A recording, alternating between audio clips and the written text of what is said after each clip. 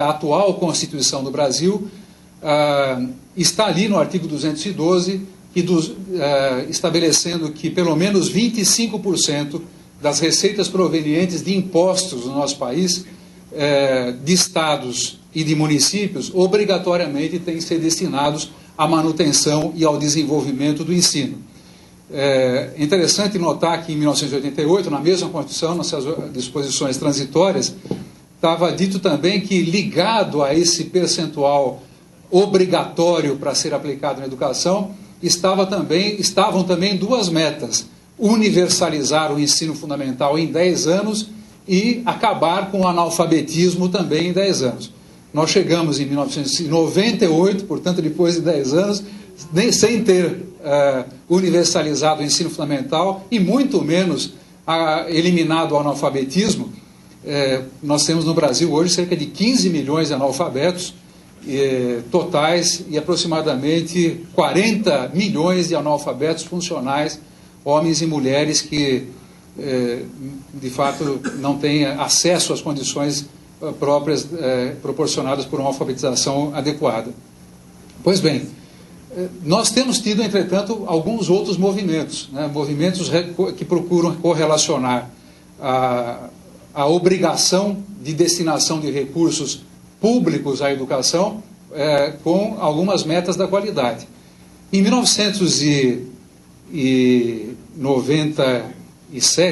96, 97, mas começando a funcionar concretamente em 1998, surge uma primeira modificação no próprio texto constitucional, criando uma subvinculação, ou seja, daquele artigo 212 que manda 25% de estados, municípios e pelo menos 18% da União, uma parte deveria ser obrigatoriamente destinada ao centro, ao âmago do sistema educacional da educação básica, que seria o ensino fundamental. Portanto, em 1998, começou concretamente a funcionar o Fundef, o Fundo de Manutenção e Desenvolvimento do Ensino Fundamental e Valorização do Magistério. O Fundef, programado para funcionar durante 10 anos, funcionou 10 anos e foi recentemente substituído por um novo sistema chamado Fundeb, sobre o qual eu vou falar algumas coisinhas aqui, porque diz respeito muito ao interesse específico que nós estamos trabalhando aqui nesse nosso encontro. O Fundeb, diferentemente do Fundef, ele não mais fica restrito ao ensino fundamental, mas procura canalizar obrigatoriamente recursos a todas as etapas e modalidades da educação básica, portanto, compreendendo a educação infantil, o ensino fundamental, o ensino médio, a educação de jovens e adultos, a educação indígena, a educação quilombola, quer dizer, todas as etapas e modalidades da educação básica hoje são, de alguma maneira, contemplados pelo Fundeb. Ao contrário do que muita gente ainda pensa, o Fundeb não é um fundo do governo federal. O Fundeb, na realidade, é uma regra que foi criada por lei, no nosso país, e que ela é aplicada obrigatoriamente em cada um dos estados e também no Distrito Federal. O Fundeb, ele é um fundo que hoje reúne aproximadamente 80 bilhões de reais, ontem até foi baixada uma portaria recalculando, mas que nesse ano de 2009 tem a perspectiva de tocar, de alguma maneira, nas condições educacionais de 45 para 46 milhões de alunos que hoje estão matriculados em cada uma das etapas e modalidades da educação básica pública. Sempre, no caso, nós estamos falando agora de financiamento da educação pública. O que aconteceu?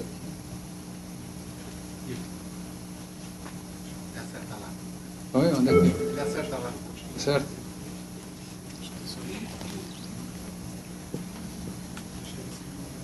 Tá bom.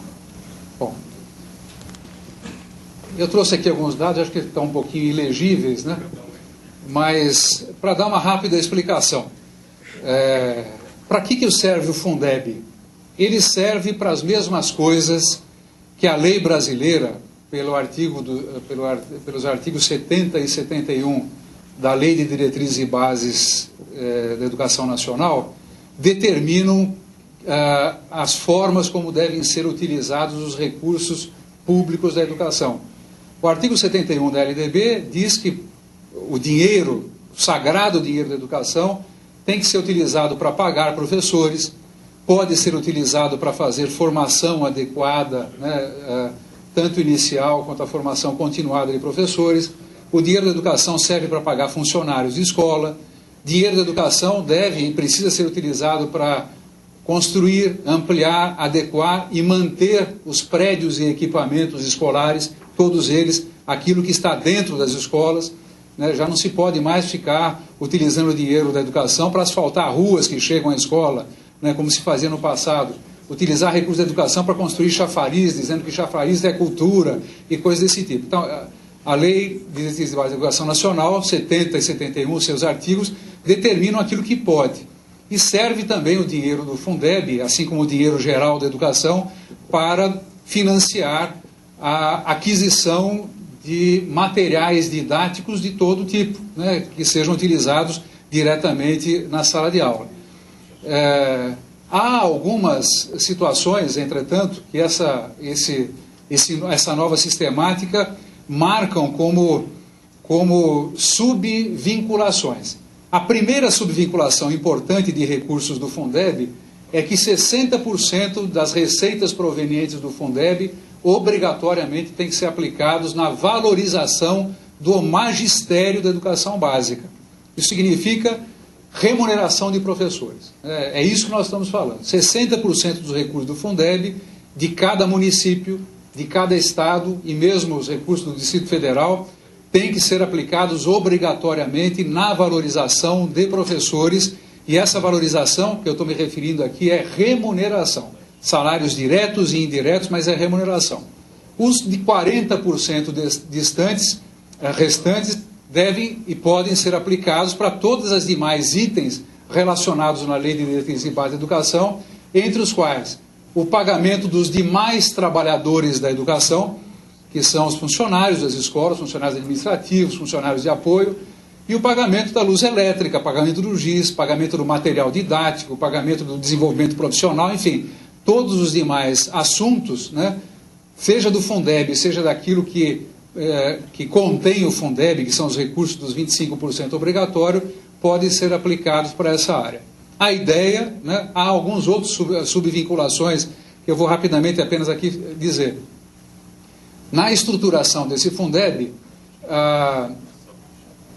cada matrícula tem um valor. Portanto, considerando o aluno matriculado nos anos iniciais do ensino fundamental, esses matriculados nos anos iniciais do ensino fundamental têm um fator de ponderação igual a 1. Entretanto, o aluno de ensino médio técnico, por exemplo, que é uma despesa muito maior, evidentemente, para fins de distribuição dos recursos do Fundeb, ele vale 1,25%. E aí vai, cada etapa, cada modalidade de educação básica tem fatores de ponderação que, de alguma maneira, regulam os esforços e incentivam também os esforços do poder público em relação à atuação em algumas áreas.